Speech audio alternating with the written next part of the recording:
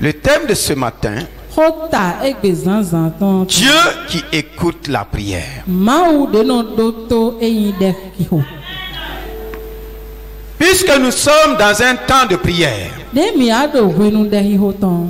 c'est parce que nous avons un Dieu qui écoute la prière. Nous ouvrons la parole de Dieu dans le psaume 65, les versets 1 à 6. Que le Saint-Esprit illumine les yeux de nos cœurs et nous conduit dans la révélation de sa parole. Que chacun reçoive sa part de révélation et de reman. Psaume 65, versets 1 à 5. Avec confiance, ô Dieu, on te louera dans Sion et l'on accomplira le vœu qu'on t'a fait.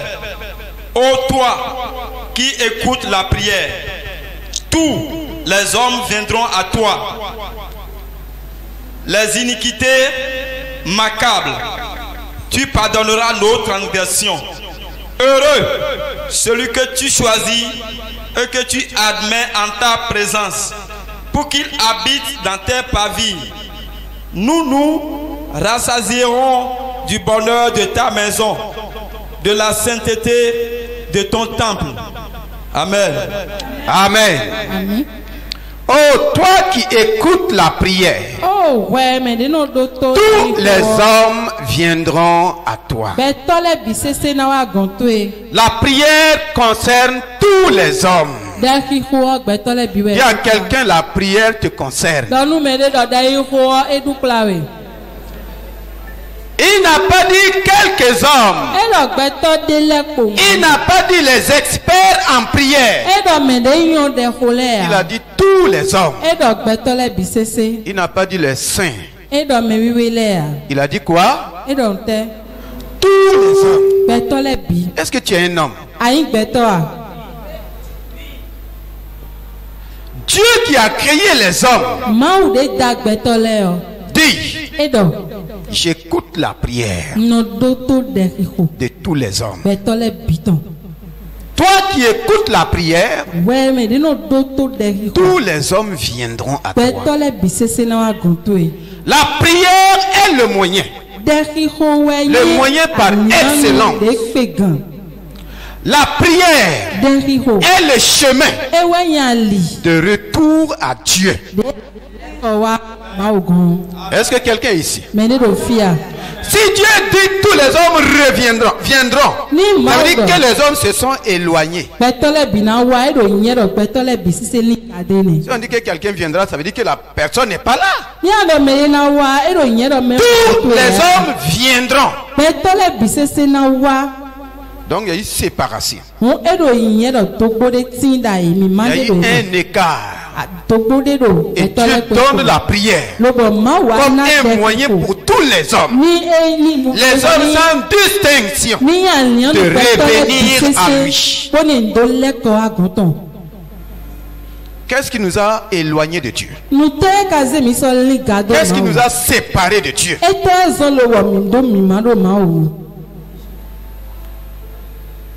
Qu'est-ce qui t'a séparé de Dieu?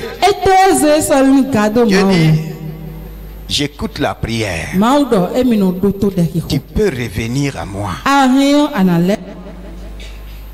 C'est le chemin par lequel je peux revenir à Dieu. Tu peux revenir à Dieu. Parce que lui-même l'a dit. Tous les hommes, quel que soit le cas d'éloignement, quelle que soit la distance, même si tu es dans l'extrémité de la terre, tous les hommes viendront à toi. Donc ce matin, nous sommes venus à celui qui écoute la prière. Tu es venu à celui qui écoute la prière. Il a dit qu'il écoute. Il faut savoir, Dieu ne te regarde pas d'abord. Il t'écoute. avant de te regarder.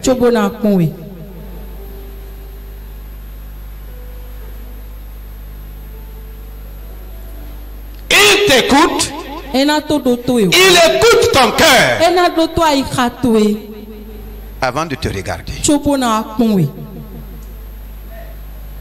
Ah oui. C'est ce Dieu-là que nous avons. C'est ce Dieu qui peut sauver les hommes. Donc il y a des dieux qui n'écoutent pas la prière. Il faut faire la part des choses. Pourquoi ils n'écoutent pas la prière? Parce qu'ils n'ont pas d'oreille pour eux.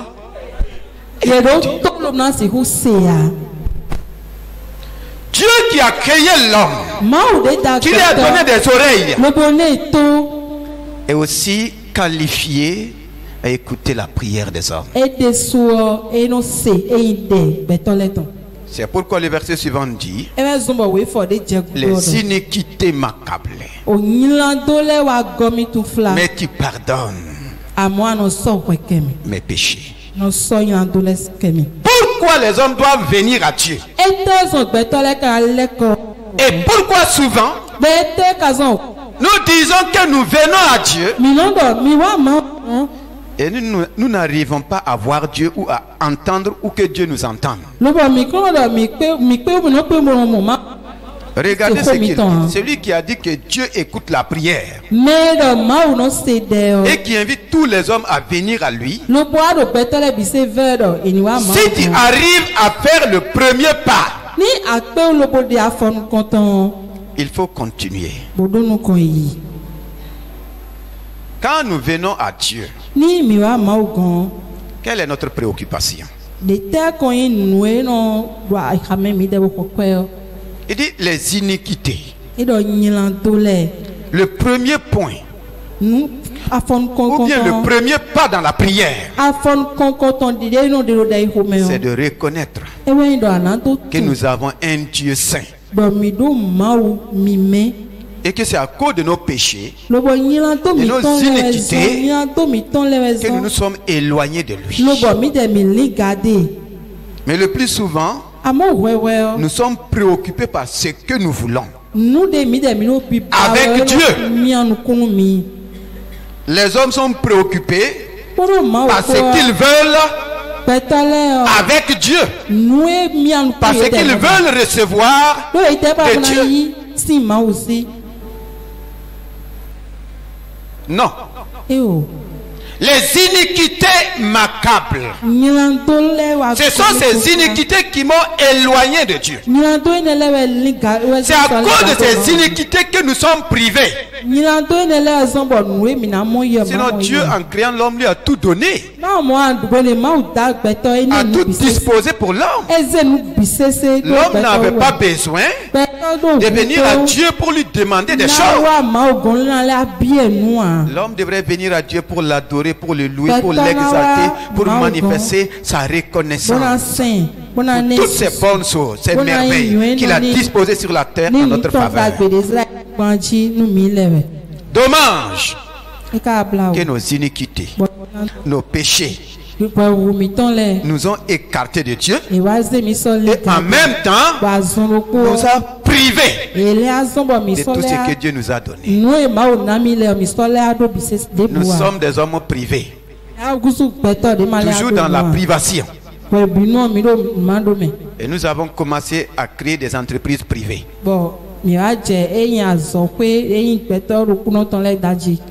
Ah oui. Toi qui écoutes la prière, tous les hommes viendront à toi.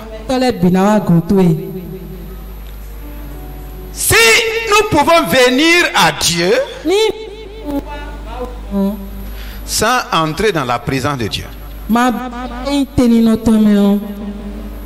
tu peux venir à l'église. C'est-à-dire, ça c'est le bâtiment. Nous sommes tous dans le bâtiment. Mais quand vient dans le bâtiment, arrive à pénétrer la présence de Dieu. Ce n'est pas parce que tu es à la première chaise que tu es dans la présence de Dieu. Ce n'est même pas parce que je suis là que je suis dans la présence de Dieu. Non. Vous allez voir.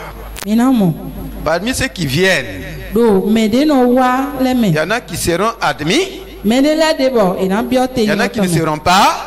Donc il y en a qui viennent en 25 fois à l'église sans rentrer dans la présence de Dieu. Cependant,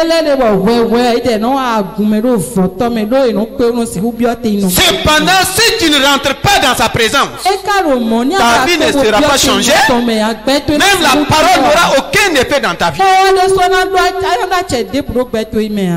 Et ceux du dehors vont se moquer de toi. Il vient à l'église. Mais regardez sa vie. Elle vient à l'église. Mais regardez sa vie. Elle chante des louanges. Mais regardez sa vie. Tu peux être là. Tu peux être dans le groupe musical sans rentrer dans la présence. C'est pourquoi il dit: heureux ce que tu admets. Ce que tu fais quoi? Ce que tu admets dans ta présence. Tous ne sont pas admis dans la présence de Dieu. Tous sont admis dans le bâtiment de Dieu. Tous ne sont pas admis dans la présence de Dieu. Ce n'est pas la beauté de l'église qui reflète la présence de Dieu, non? Heureux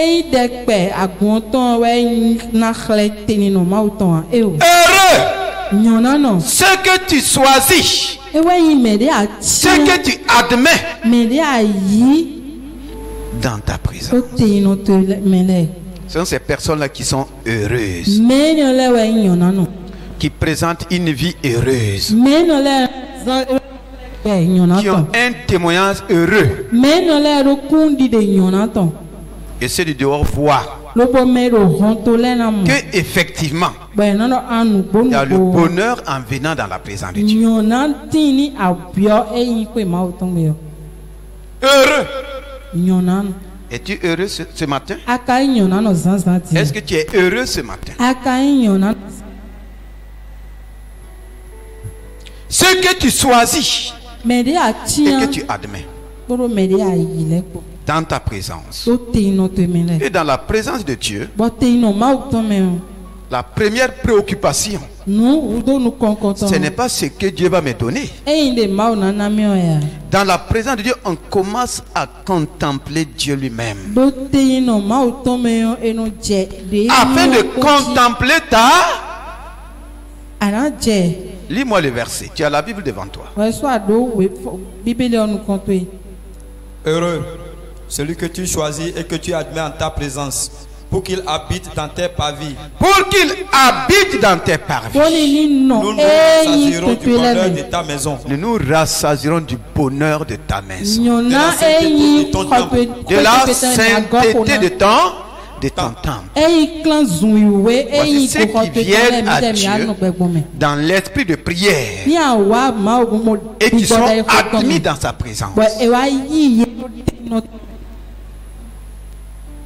Ils vont commencer à contempler le bonheur de sa présence, la sainteté. Notre première préoccupation. Si toi tu viens dans la présence de quelqu'un qui est saint, tu ne te préoccupes pas de sa sainteté, sois sûr que ça ne va pas bien aller.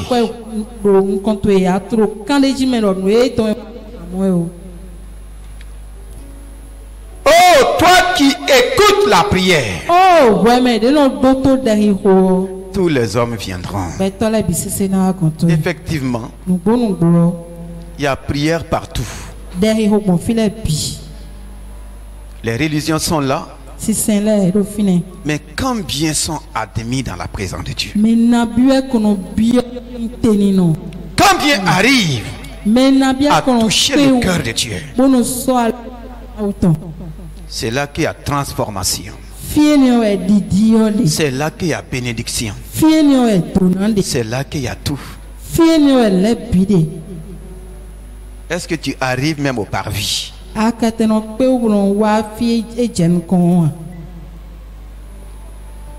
Nous sommes dans un temps où il faut que nous rentrons dans la vérité.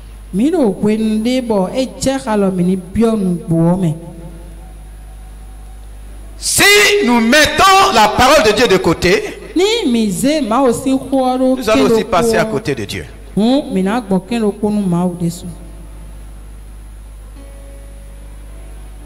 Le premier point dans la présence de Dieu, pour entrer dans la présence de Dieu, c'est d'être convaincu de ton état de faiblesse, de ton état de péché, et commencer à plaider les mérites du sang de Jésus-Christ. Au temps du roi David, et il n'avait pas le sang de Jésus-Christ. Mais il savait par quel moyen entrer dans la présence de Dieu. Et ils avaient le sang des animaux. Ils savent, le sacrificateur sait, le souverain sacrificateur sait qu'il ne peut pas entrer dans le lieu très saint sans le sang. Il n'ose pas. Nous aussi, nous avons notre moyen. Tous n'accédaient pas au lieu très saint. Parce que tous n'avaient pas le sang. C'est celui qui avait le sang qui pénétrait dans le lieu très saint. C'est pourquoi Christ a fait de nous des sacrificateurs. Il nous a donné son précieux sang. Donc l'accès au lieu très saint est donné à chaque enfant de Dieu. Tu ne peux plus rester au parvis. Tu ne peux plus rester même au lieu saint. Le lieu très saint est pour toi. C'est pourquoi le Saint-Esprit est en toi. Le Saint-Esprit ne va pas rester dans le parvis. Le Saint-Esprit ne restera pas simplement dans le lieu saint. Il est l'auteur du lieu très saint. Mais pourquoi tu ne rentres pas? Parce que tu ne veux pas. Sinon tout nous est donné. Toi qui écoutes là, tous les hommes viendront à toi. Donc selon Dieu, il n'est pas normal que tu sois un homme, quel que soit ton état, quelle que soit ta situation, tu viens à lui dans l'esprit de prière et tu n'arrives pas à rentrer jusqu'au lieu très saint. Et ce lieu très saint est encore appelé le trône de la grâce. Et la Bible dit, devant ce trône-là, si nous approchons de ce trône, premièrement nous obtenons miséricorde. J'obtiens d'abord miséricorde. Si je n'obtiens pas miséricorde, le reste ne marchera pas. Ça ne va pas marcher. J'obtiens d'abord miséricorde. Et miséricorde est en étroite relation avec mes défaillances, avec mes péchés, ma mauvaise vie. Je plaide la miséricorde de Dieu. Si j'ai obtenu miséricorde, le reste, je peux être secouru dans mes besoins. Hébreux 4:16. Je peux être secouru. C'est en plaidant la miséricorde de Dieu au moyen du sang de Jésus-Christ que je peux accéder au trône de la grâce. Nous sommes les plus privilégiés de la terre.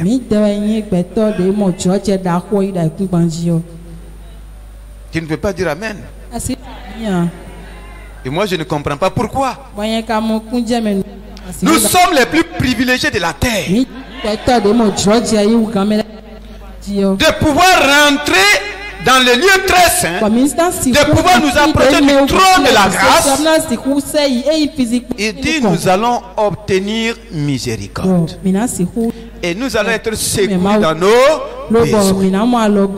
Et c'est comme si la parole de Dieu ne marche pas. Cependant, elle marche toujours. C'est à notre niveau que ça ne marche pas. Parce que le plus souvent, nous ne cherchons pas la miséricorde de Dieu. Nous ne cherchons pas la miséricorde de Dieu. Pourquoi ça ne marche pas? Nous sommes seulement préoccupés parce que nous avons besoin. Et nous savons que c'est Dieu qui peut nous donner la chose. On n'est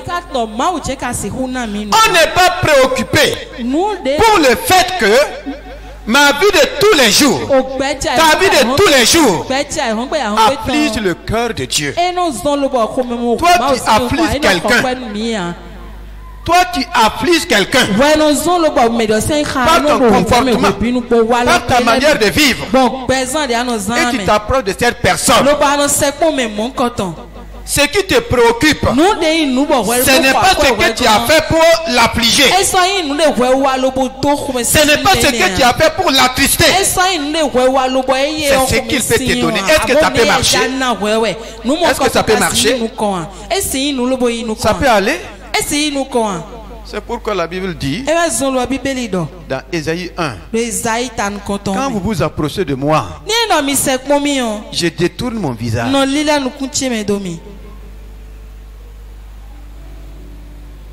Donc il fait quoi?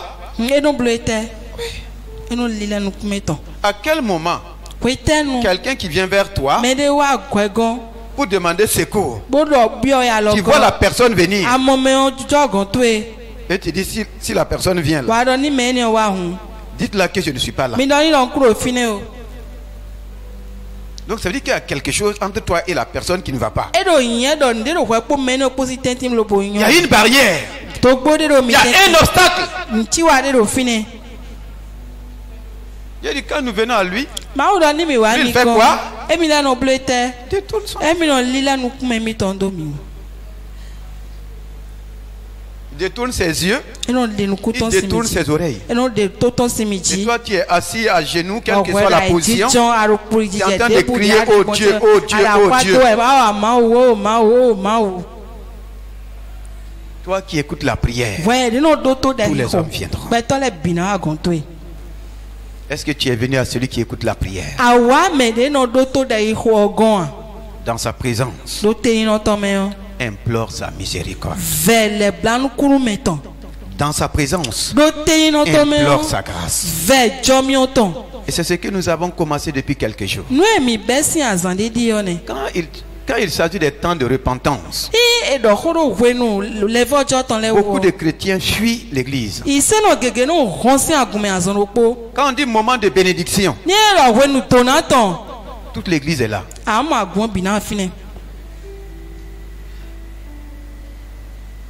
C'est dommage. Temps de repentance. Tant qu'il n'y a pas de repentance, la bénédiction de Dieu ne peut pas être libérée sur son peuple. Ça ne peut pas. Non. Parce que la bénédiction de Dieu n'est pas donnée pour que nous continuions de vivre comme nous voulons, non. Et nous bénit pour que nous utilisons cela pour célébrer son nom, pour refléter sa gloire dans le monde. Mais ce n'est plus le cas. Ce n'est plus le cas.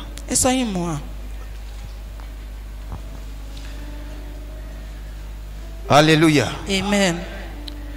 Nous lisons dans Luc 19. Luc 19, les versets 41 à 46. Luc 19, 41 à 46. Comme ils approchèrent de la ville, Jésus, en la voyant, pleura sur elle et dit: Comme ils s'approchaient de la ville, Jésus en la voyant, en voyant quoi? En voyant qui? La grande Jérusalem. Si toi aussi, au moins en ce jour qui t'est donné, tu connaissais les choses qui appartiennent à ta paix, mais maintenant elles sont cachées à tes yeux. Les choses qui appartiennent à ta paix. Continue. Il viendra sur toi des jours où tes ennemis t'environneront de tranchées, t'enfermeront et te serreront de toutes parts. Ils te détruiront, toi et tes enfants au milieu de toi. Et ils ne laisseront pas en toi pierre sur pierre, parce que tu n'as pas connu le temps où tu as été visité. Il entra dans le temple et il se mit à chasser ceux qui vendaient, leur disant: il est écrit, ma maison sera une maison de prière, mais vous en avez fait une caverne de voleurs. Ma maison est une maison de prière. Qu'est-ce que vous en avez fait? Caverne de voleurs. Voici la raison pour laquelle Jésus a pleuré en voyant la ville. Il pleura en voyant qui? Jérusalem. Pourquoi? Cette ville, la ville du grand Dieu, avec le temple de Dieu, temple de prière. Le temple de prière est devenu quoi? Caverne de. Donc il n'y a plus de prière. Et une vie où il n'y a plus de prière. Ton sauveur Jésus-Christ te regarde avec larmes. Tu peux te réjouir comment? Les 2 fois que Jésus a pleuré, selon ma connaissance, c'est quand il a vu Jérusalem, et c'est aussi devant le tombeau de Lazare. Voici les choses qui font pleurer Jésus. Est-ce que Jésus ne pleure pas sur ta vie?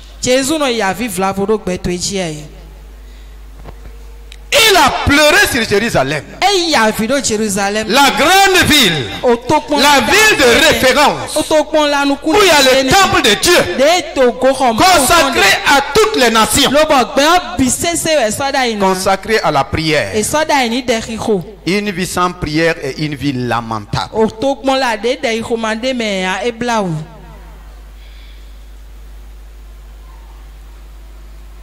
C'est une vie lamentable. Jésus te regarde avec larmes. Pourquoi il te regarde avec larmes? Si tu ne pries pas, si l'ennemi vient, il ne restera pas pierre sur pierre. Il va démonter toute ta vie. Et c'est comme ça que des vies sont démontées. C'est comme ça que des foyers sont démontés. C'est comme ça que des entreprises sont démontées. Et on accuse Dieu. Jésus, quand il a regardé, il a pleuré parce qu'il connaît les conséquences. Maison de prière, caverne de voleurs. Ils ont remplacé la prière à quoi? Avec quoi? Avec le trafic. Les églises sont devenues des endroits de trafic.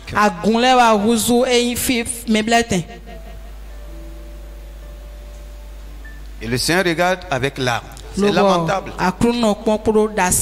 Si nos vies sont lamentables, si nos vies ne reflètent pas la qualité de Dieu, il n'y a pas de prière. On est préoccupé à tout. On dit des vendeurs. Ils sont préoccupés à quoi? À l'argent. Ils sont préoccupés à la bénédiction. La prière n'a plus sa place.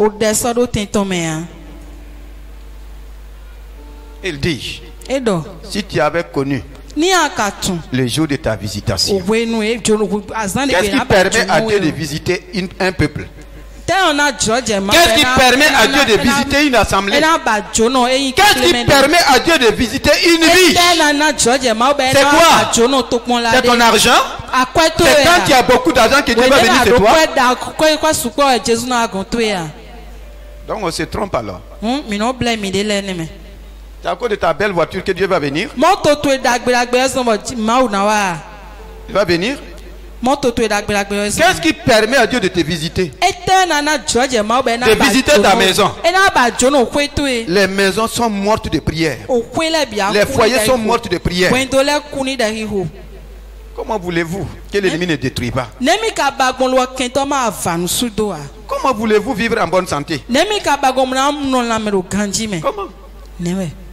La prière c'est à l'église seulement? Ça c'est lamentable. Et si vous ne priez même pas à la maison, c'est visible à l'église. Quand on dit temps de prière, c'est le moment où plusieurs baillent. Ta vie est en danger. Et si tu n'arrives pas à prier, ça veut dire que ta vie est entachée de péché. Le fardeau du péché est tellement lourd que ça ne te permet pas de prier. Là, il faut crier. Sinon, la destruction ne laissera même pas un seul morceau. Beaucoup de vies sont détruites. Ce n'est pas parce que Dieu le veut. Dieu n'a jamais souhaité ça à son peuple. Il a regardé. Il a pleuré. Une vie sans prière, c'est une vie morte. Tu es déjà mort, mais tu n'es pas encore enterré. C'est devant le tombeau de Lazare qu'il a pleuré aussi. Qu'est-ce qui fait pleurer Jésus aujourd'hui? Quand il te regarde, est-ce qu'il sourit? Il ne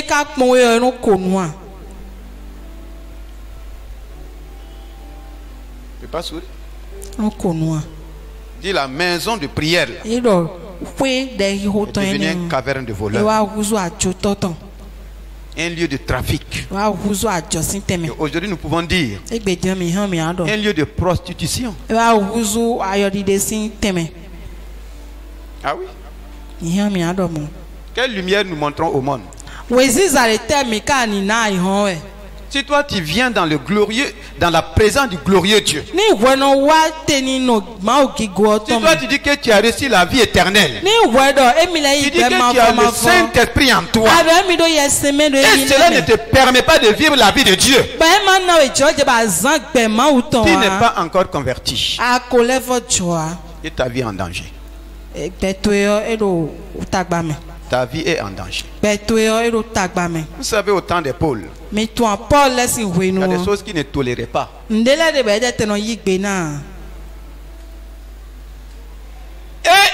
il arrivait qu'il livrait même des chrétiens au diable. Pourquoi? Parce que les gens ne veulent pas changer. Ils ont prié. Ce n'est pas que la parole n'est pas prêchée, mais ils ont décidé de rester dans le mal. Et ils contaminent les autres. Ils affectent les autres.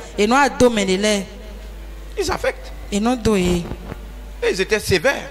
Ils ont livré des gens au diable afin que leur âme soit sauvée. Le Seigneur dit en ces derniers temps, faites beaucoup attention. On n'est pas là pour livrer des gens au diable. Mais chacun peut volontairement se livrer au diable. Nous sommes là pour votre vie. Nous sommes là pour votre salut. C'est la même parole. Je suis soumis à la même parole que toi. Dieu dit qu'il écoute la prière. Il a permis même de bâtir un temple pour la prière. Mais les gens ont transformé cela en autre chose. C'est pourquoi Jésus dit, si le sel perd sa saveur, qu'est-ce qui lui reste? Qu'est-ce qui lui reste? On va marcher sur lui. Pourquoi le monde marche sur toi? Tu as perdu ta saveur. Pendant ces moments de prière, c'est un temps pour revenir à Dieu. Mais je suis étonné de voir que beaucoup trouvent des excuses. Mon frère, ma soeur, c'est parce que tu vis que tu travailles. C'est parce que tu vis que tu as des affaires. Tu n'es pas le premier homme d'affaires. Tu n'es pas le premier fonctionnaire. Tu n'es pas le premier directeur. Tu n'es pas le premier ministre. Il y a eu des ministres avant toi. Ils ont leur tombeau. Il y a des hommes d'affaires avant toi. Ils ont leur tombeau. Aujourd'hui, revenons à Dieu. Et aussi le travailler. Dites-moi, le premier travail c'est quoi? Le premier travail de l'homme c'est quoi? Le premier travail de l'homme c'est quoi? Dans 1 Timothée 2, le verset 1 à 2. Disons. 1 Timothée 2. Versets 1 et 2. 1 Timothée 2. Versets 1 et 2. J'exhorte donc avant toute chose à faire des prières. C'est suffisant. Des supplications. C'est suffisant.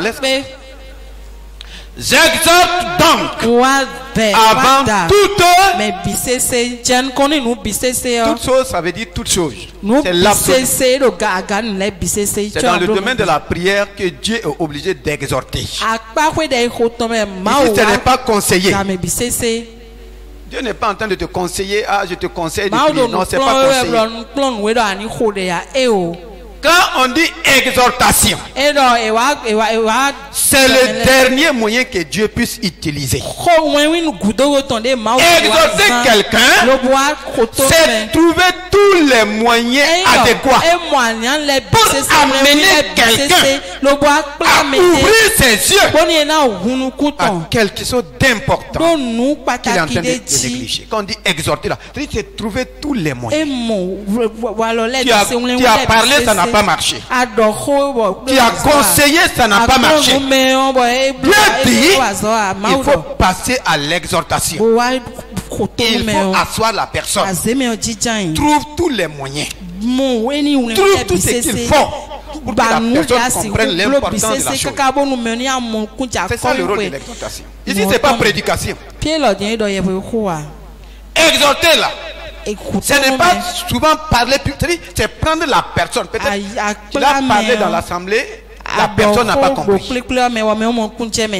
Prends la personne, amène-la à s'asseoir. Bon, je t'ai dit ça, tu n'as pas compris. On a fait tout ça, tu n'as pas compris. Mais je veux que tu saches là, par rapport à la prière, ce n'est pas si tu veux, ce n'est pas si tu as le temps, c'est obligatoire. C'est ta respiration. Sinon tu vas mourir. Sinon tu seras détruit.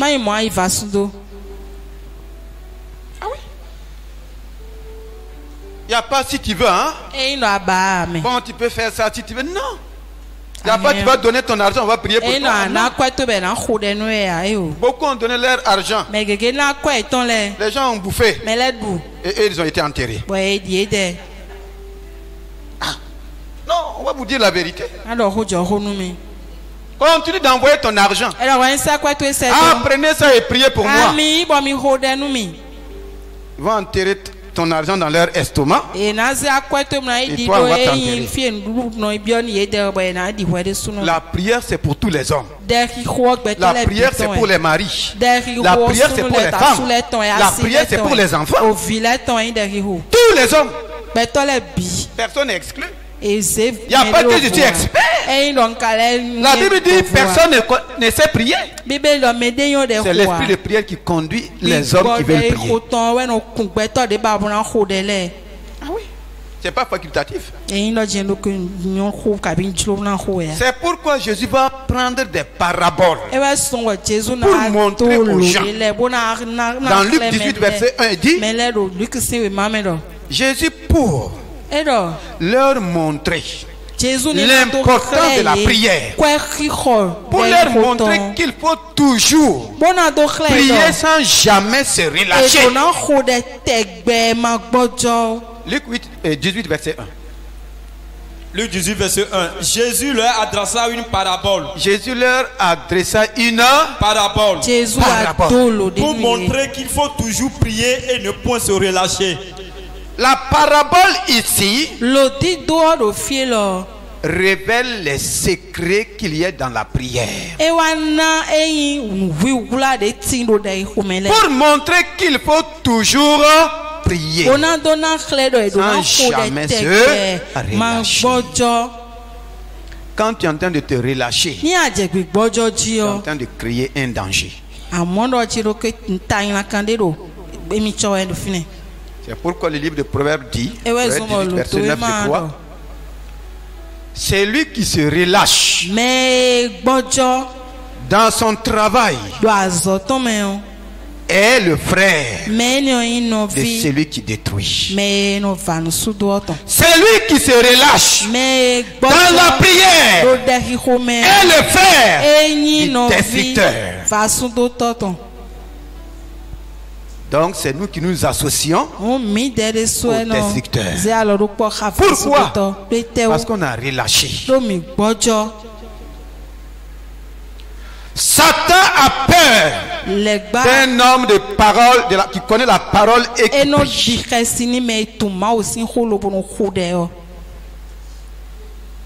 Ah oui. Si tu es un homme de parole, un homme de prière, Satan a peur de toi. Mais s'il n'y a pas ces deux, tu es vulnérable. Vulnérable. C'est lui qui se relâche dans son travail. Et le premier travail, c'est la prière. Je vous exhorte avant toute chose, tout ce que tu vas faire après la prière ne réussira pas si tu avais prié avant de faire la chose. Les dégâts seront moins. Tu peux même les éviter. Tu peux les éviter. Tu peux. La prière n'est pas facultative. Elle est obligatoire. Si tu ne pries pas, ta vie est lamentable. Tu es en train de mourir à petit feu. Et tu te flattes avec tes richesses. Tu te flattes avec ta position. Tu te flattes avec tes affaires.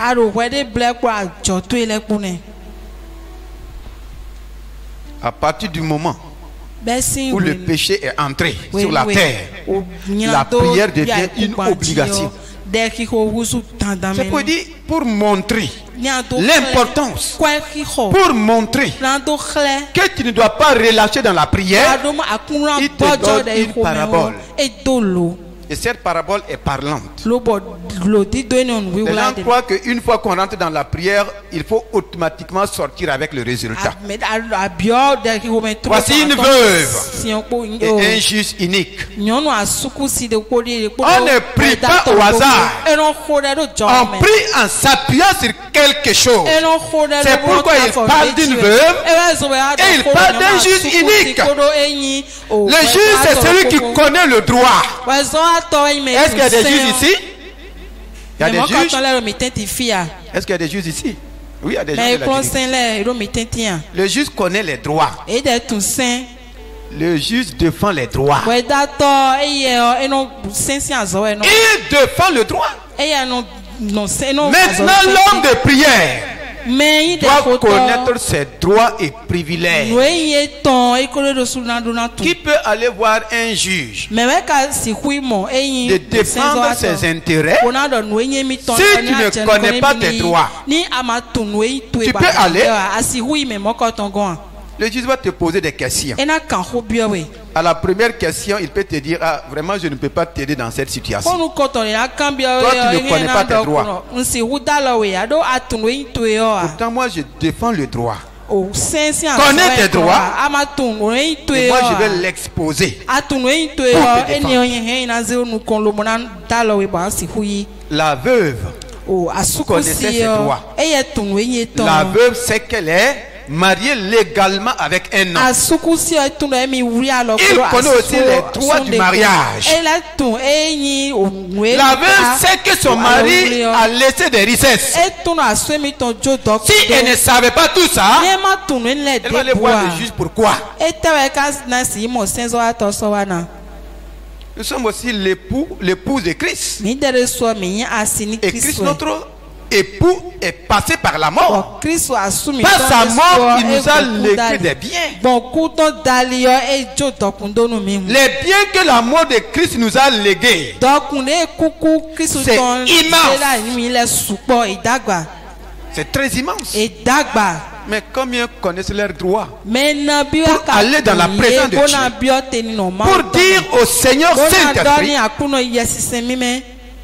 Christ à la croix a fait ça pour moi. J'étais pécheur, il a pris mes péchés. Il m'a donné la vie éternelle. Il a pris mes maladies à la croix. Il a pris mes malédictions à la croix. Il a pris ma pauvreté à la croix. Tout ce que Christ a pris de toi, il t'a donné quelque chose de lui. Christ ne prend pas quelque chose de toi et te laisse vide. Ce qu'il a pris de moi, il a remplacé par quelque chose. Il a pris mon péché, il a remplacé par la sainteté. S'il a pris mes malédictions, il a remplacé par la bénédiction. S'il a pris mes infirmités, mes maladies, il a remplacé par la guérison. S'il a pris ma pauvreté, il a remplacé par la... Pourquoi toi tu continues de marcher avec des choses que Christ a pris?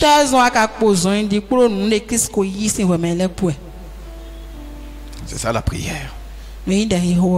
On ne prie pas dans l'ignorance. Regardons deux hommes et nous allons prier. Luc 19, Luc 18.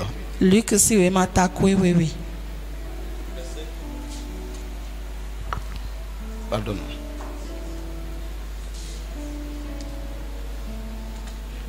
Verset 9 à 14. Luc 18, verset 9 à 14. Il dit encore cette parabole. Il dit encore cette parabole. Toujours dans l'esprit de prière. En vue de certaines personnes se persuadant qu'elles étaient justes et ne faisant aucun cas des autres. Dans la prière, il faut faire attention. Deux hommes montaient au temple pour prier. Le temple qui était devenu caverne de voleurs. Deux hommes sont montés pour prier. L'un était pharisien. L'un était quoi? Pharisien. Pharisien. Et l'autre pharisien, c'est les religieux d'aujourd'hui. Et l'autre était publicain. Regardez la prière de ces deux personnes. Le pharisien debout priait ainsi en lui-même. Le pharisien. Oh Dieu, oh Dieu, je te rends grâce de ce que je ne suis pas comme le reste des hommes, qui sont ravisseurs, injustes, adultères, ou même comme ce publicain. Je jeûne 2 fois la semaine, je donne la dîme de tous mes revenus. Le publicain, se tenant à distance, n'osait même pas lever les yeux au ciel. Mais il se frappait la poitrine en disant: oh Dieu, chacun a commencé par oh. Oh Dieu, sois apaisé envers moi. Sois apaisé envers moi. Qui suis un pécheur. Qui suis un pécheur. Je vous le dis. Celui-ci descendit dans sa maison justifié. Il est descendu de sa dans sa maison justifié. Plutôt que l'autre. Car quiconque se lève sera abaissé et celui qui s'abaisse sera élevé. quiconque s'élève sera abaissé. Et quiconque s'abaisse sera élevé. C'est pourquoi l'apôtre Pierre dit: humilions-nous sous la puissante main de Dieu,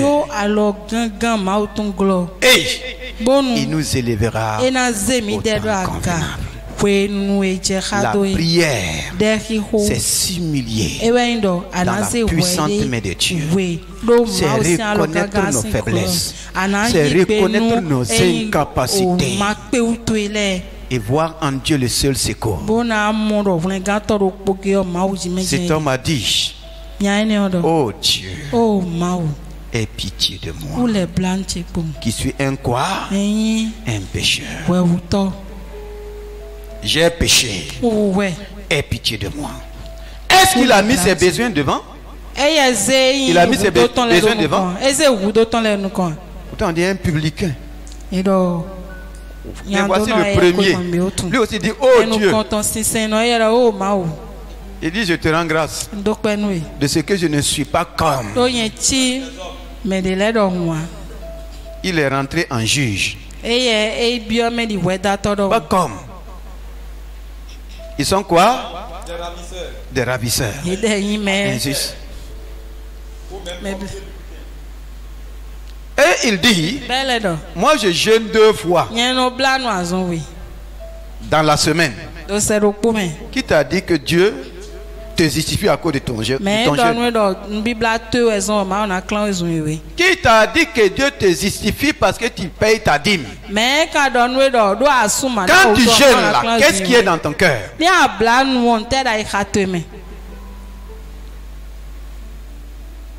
Celui qui parle que les autres sont ceci, sont cela. Est-ce que lui il est un modèle? Dieu dit qu'il est sorti sans être. On ne présente pas à Dieu ses exploits dans la prière. On ne présente pas à Dieu ce qu'on a fait. Il y a des gens au milieu de nous qui sont dans ce problème. Je paye ma dîme tous les mois. Mais pourquoi Dieu ne m'exauce pas? Je fais telle chose dans la maison de Dieu. Mais pourquoi Dieu ne fait pas ceci? Ce n'est pas une garantie. Même prêcher n'est pas une garantie. Être pasteur n'est pas une garantie. Être apôtre n'est pas une garantie. C'est la qualité de ma vie qui est une garantie. Élève ta voix ce matin et parle au Seigneur. Dis: oh Dieu, comme c'est toi. Chacun peut parler à Dieu.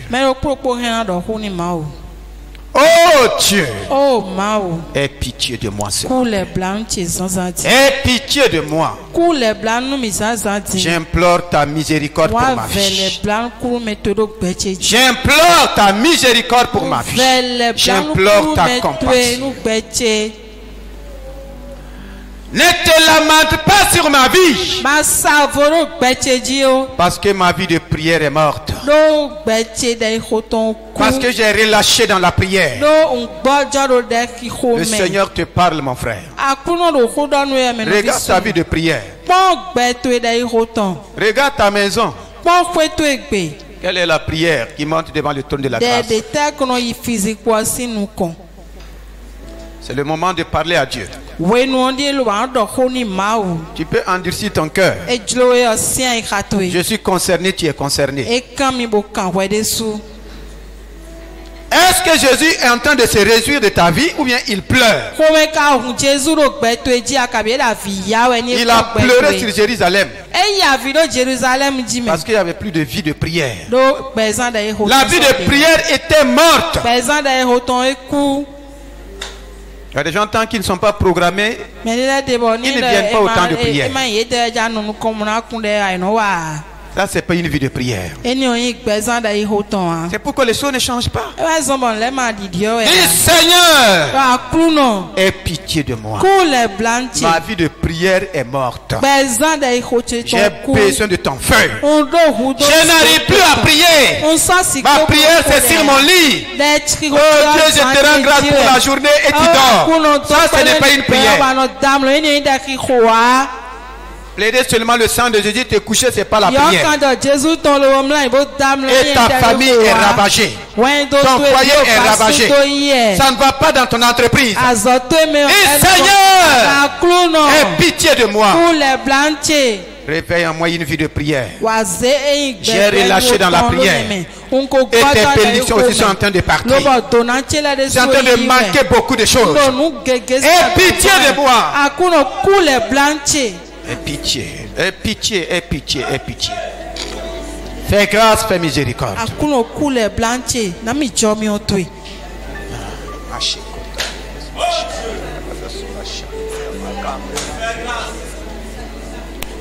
Dis, la vie de prière dans mon foyer est morte. Nous sommes préoccupés par l'argent. Nous sommes préoccupés par le travail. Il n'y a pas de vie de prière. C'est pourquoi le travail aussi ne donne pas la joie. C'est pourquoi les choses ne suffisent pas. Nous sommes dans les derniers temps. Si tu continues, tu vas perdre même le travail. Réveille-toi et les choses vont changer. Il n'y a plus de garantie pour quelqu'un. Il n'y a pas de garantie. Aujourd'hui, ton mari apporte l'argent. Tu n'as plus de temps pour prier. Il faut changer ma soeur. Il faut changer mon frère. Ta position ne doit pas être un obstacle à la prière. Tes affaires ne doivent pas être obstacle à la prière. Avant toute chose, je vous exhorte à prier. Dis, Seigneur, je suis dans le désastre parce que j'ai négligé la prière. Il y a la destruction parce que j'ai négligé la prière. Dans la prière, tu me donnes des instructions. Dans la prière, tu me parles. Dans la prière, tu me fais éviter les mauvaises choses. Si vous venez ici, c'est la parole et la prière. Donc élève ta voix et prie parce que tu as reçu la parole. Ne sors pas sans prier. Dis, Seigneur, justifie-moi ce matin. J'ai besoin d'être justifié. Comme cet homme, comme ce publicain. Oh, j'ai besoin d'être justifié. J'ai besoin d'être justifié. Je ne veux pas rester dans la condamnation. La Bible dit cet homme est sorti justifié. Il est rentré chez lui justifié. Si tu es justifié, tu ne peux plus être condamné. La maladie ne peut plus te condamner. Que la puissance du Saint-Esprit te justifie ce matin. Si tu es justifié, il te guérit. Si tu es justifié, il te délivre. Dis, Seigneur, délivre-moi ce matin. Justifie-moi. Il m'a réveillé dans l'esprit de la prière. Parle sérieusement au Seigneur. Invoque la grâce de Dieu. Aie pitié de moi. Cet homme a dit, oh Dieu, aie pitié de moi. Aie pitié de moi. Viens à mon secours dans cette situation. Viens à mon secours dans cette circonstance. Viens à mon secours dans ce besoin. Viens au secours de ma santé. J'ai relâché. L'ennemi a pénétré mon corps. Viens à mon secours. Libère-moi de la maladie ce matin. Libère-moi du péché. J'ai manqué de prier. La vie de péché est rentrée. Libère-moi de l'impureté. Crie à Dieu ce matin. Le publicain a crié à Dieu. Ce n'est pas le souverain sacrificateur qui a prié pour lui. Fais femme, prie à Dieu. Ton foyer est en train de mouvoir. Ça ne va pas. Dis Seigneur, j'écris à toi. J'écris à toi.